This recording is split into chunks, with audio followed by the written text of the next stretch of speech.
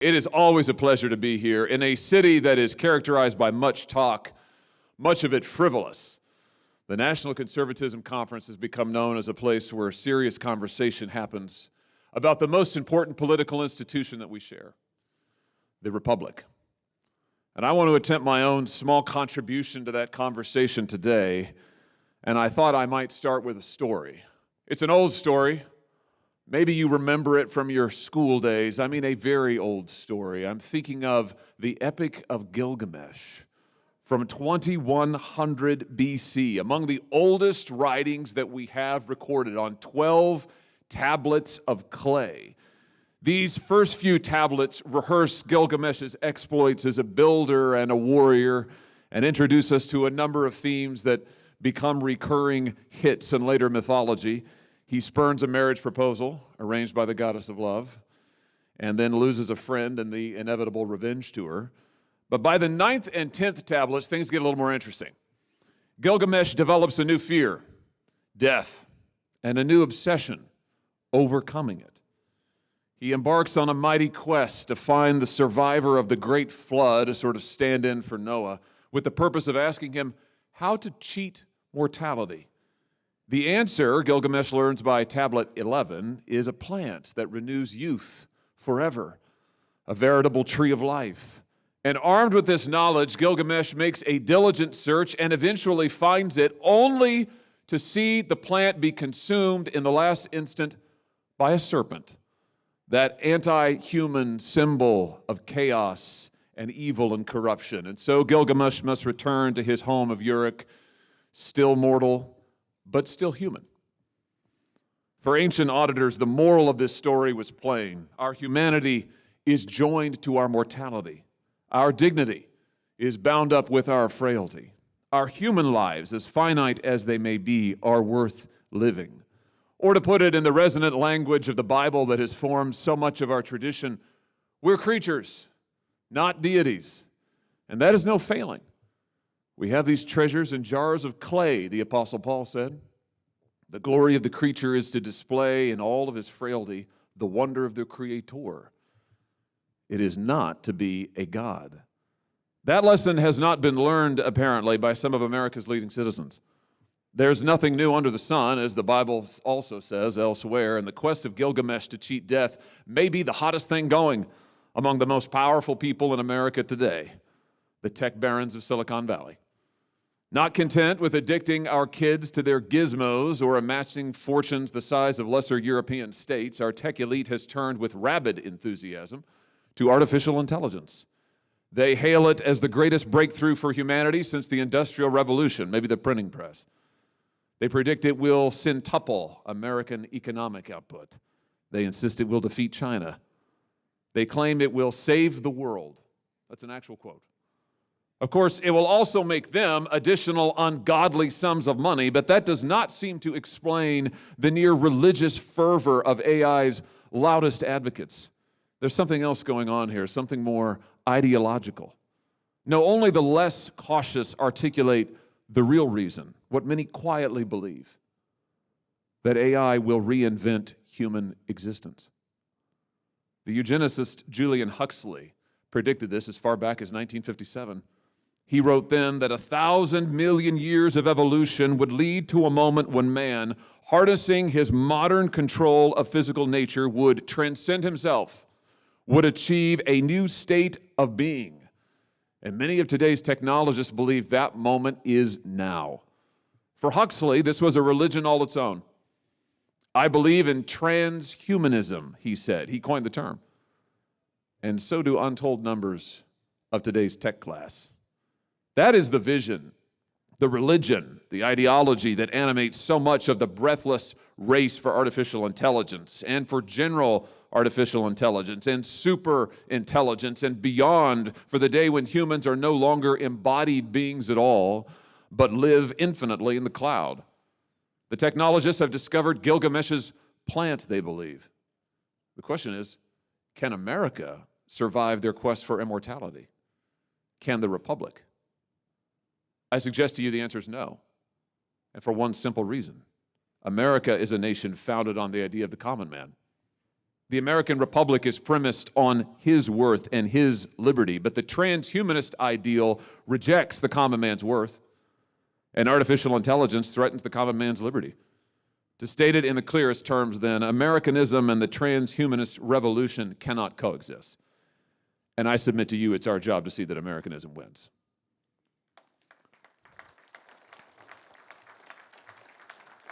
When it comes to transhumanist ideology, I'll admit to you, it does seem really easy to dismiss on one level. I mean, have you read the same articles that I have?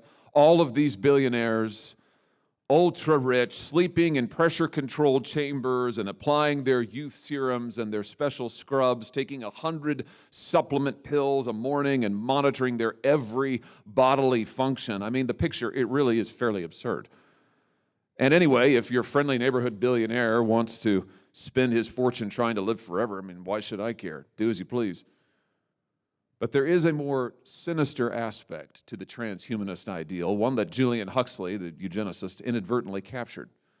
When he wrote back in 1957 about the new kind of human existence that science would make possible, he was all too clear about just who would be leading humanity to this new and exalted state.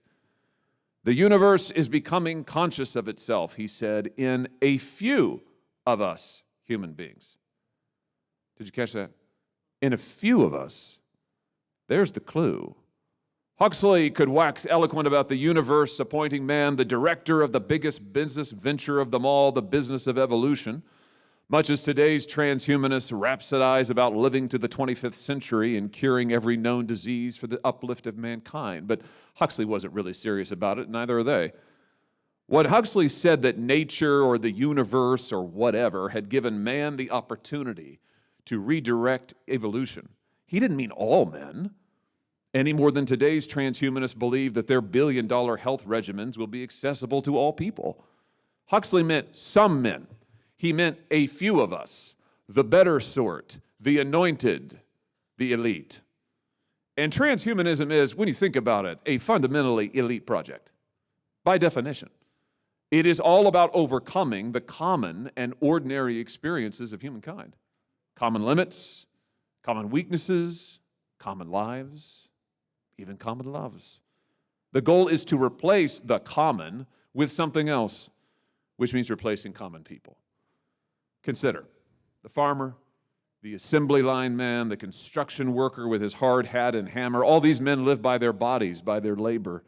There's no place for them in the transhumanist utopia where all is silicon. They are precisely what must be transcended. Huxley was explicit about this, by the way. The quality of people, not mere quantity, is what we must aim at, he said. Science must deliver the right sort, who live the right kind of lives.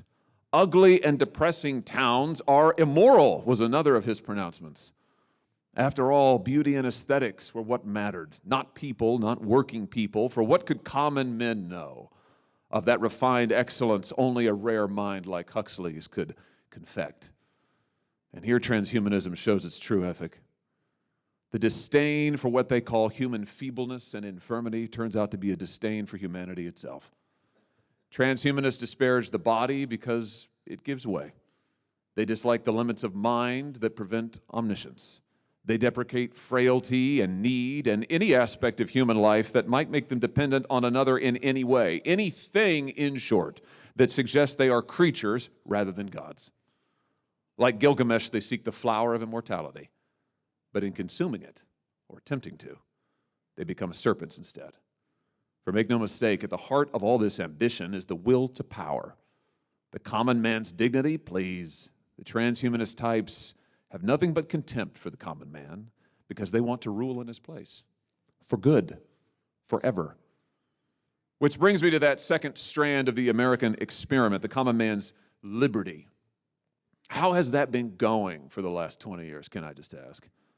Now you think about it. Every so-called innovation that the tech class has delivered in recent decades operates as a power transfer. And the power transfer is all one way, from us to them.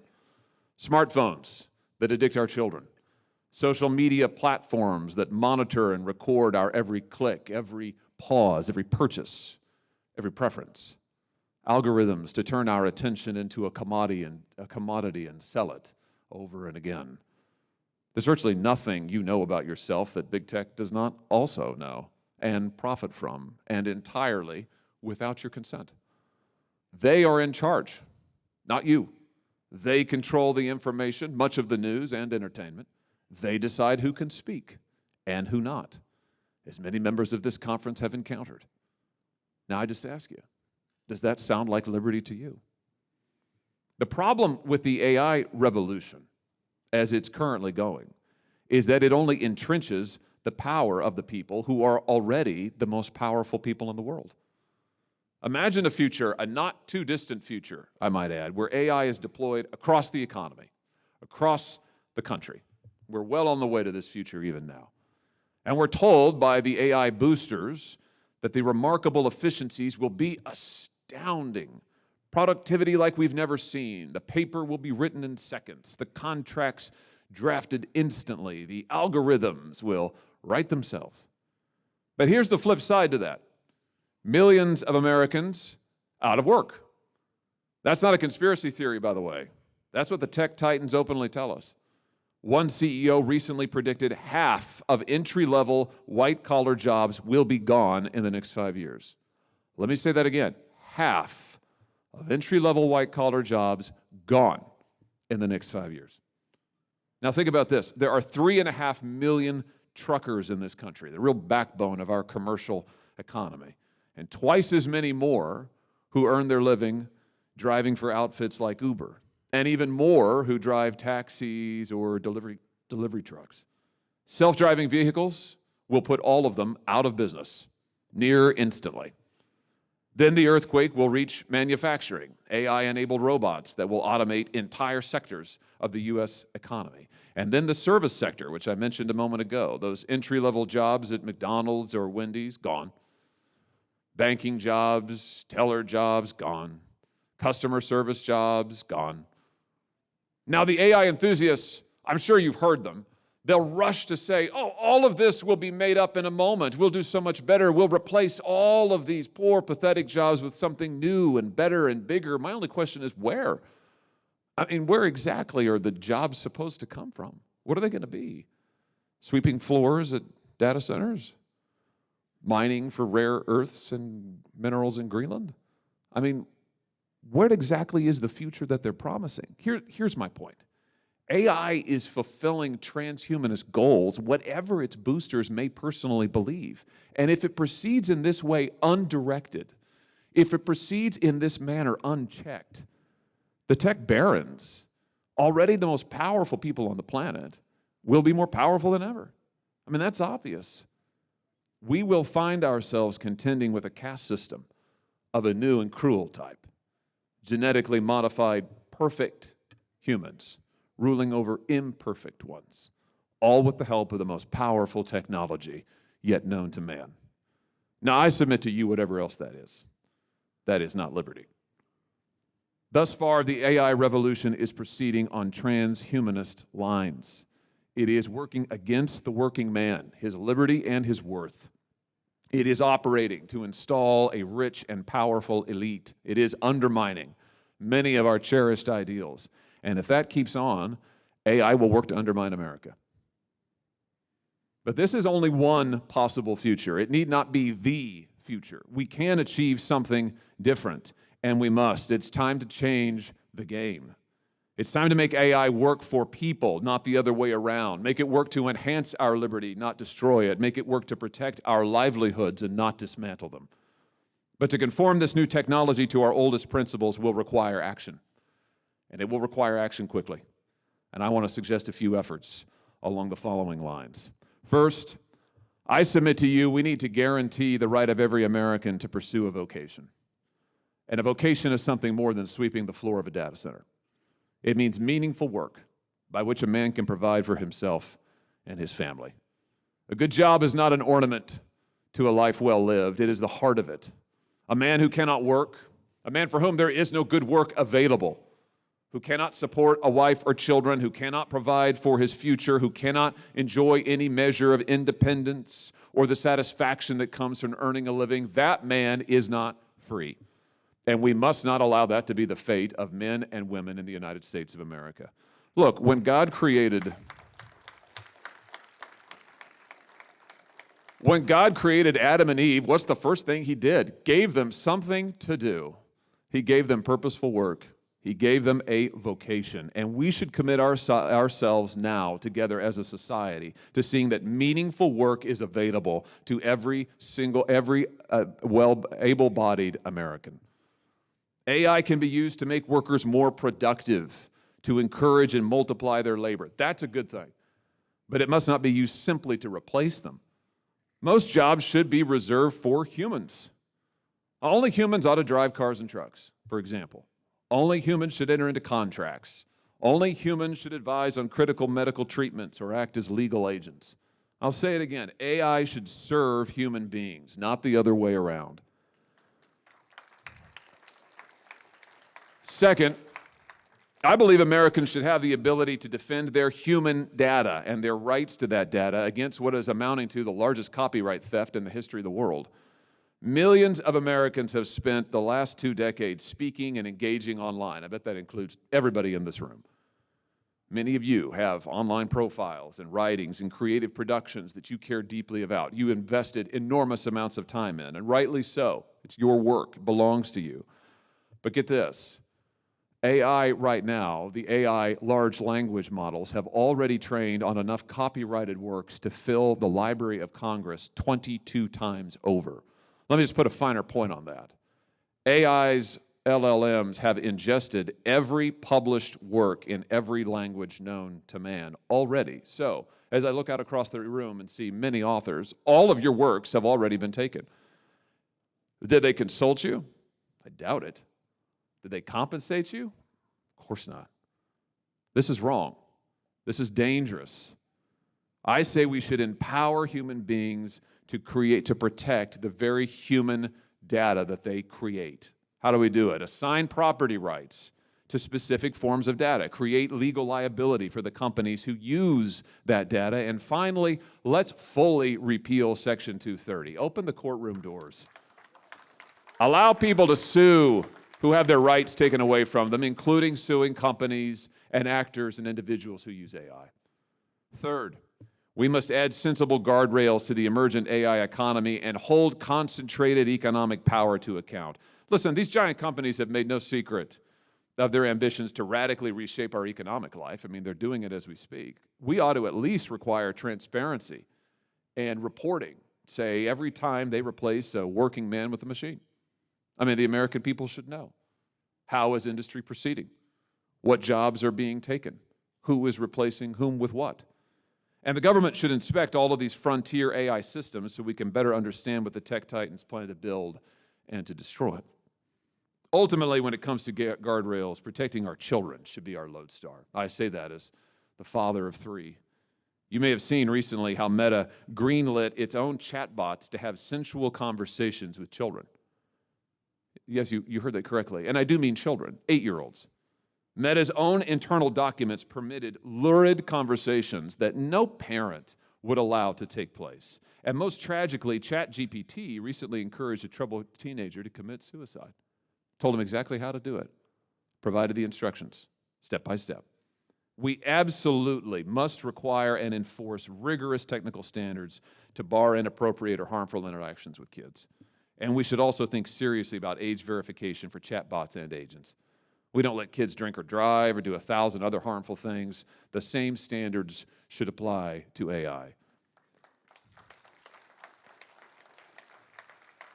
Fourth and finally, while Congress gets its act together to do all of this, we can't kneecap our state governments from moving where they need to move. Some of you may have seen there was a major effort in Congress just a few months ago to ban states from regulating AI in any capacity for up to 10 years. A whole decade is a lifetime and more when it comes to AI development. This terrible policy was very nearly adopted in the reconciliation bill this summer, and it would have thrown out state by state anti-porn measures, child online safety laws, regulations on smartphones, and more. I mean, you think about that. Conservatives out to destroy the very concept of federalism that we say that we cherish. And all in the name of what? Big tech? We killed that measure on the Senate floor, and we ought to make sure that that bad idea stays buried. Here's the bottom line. We have faced technological disruption in this country before, often. This is the United States of America. We excel at new and innovative. But we've always acted to make sure that technology served us, we the people. A powered flight changed travel forever, but you can't land a plane on a driveway. Splitting the atom fundamentally changed our view of physics, but nobody expects to run a personal reactor in their basement. The internet completely recast communication and media, but YouTube will still take down your video if you violate somebody's copyright. By the same token, we should demand that AI empower Americans, not destroy their rights or their jobs or their lives. The Epic of Gilgamesh, it's a cautionary tale. Those who try to transcend their humanity risk losing it altogether and enslaving everyone around them. But that story in the end is not a dispiriting one. We are, when all is said and done, creatures, not gods. And that's a good thing. Our frailties teach us humility. Our shortcomings instruct us in perseverance. Our sufferings teach us to have compassion for those who suffer. Our limits make us something better than powerful. They make us good, and they keep us free. Because there's only one God, we allow no man or class of men to rule over us. We rule ourselves together as equals. That is the American way. It always has been. Let's keep it so for this age and beyond. God bless you. Thank you so much for having me.